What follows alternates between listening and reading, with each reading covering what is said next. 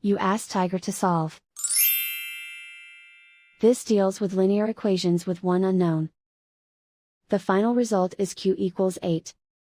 Let's solve it step by step. Group all q terms on the left side of the equation. Subtract 3q from both sides.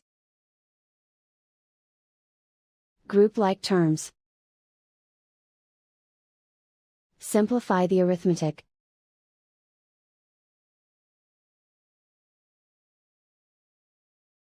Group all constants on the right side of the equation. Subtract 8 from both sides. Simplify the arithmetic.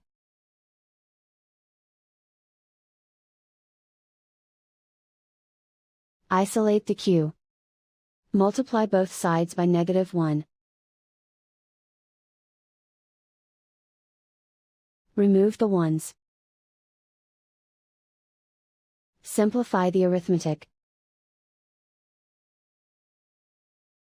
And so the final result is q equals 8.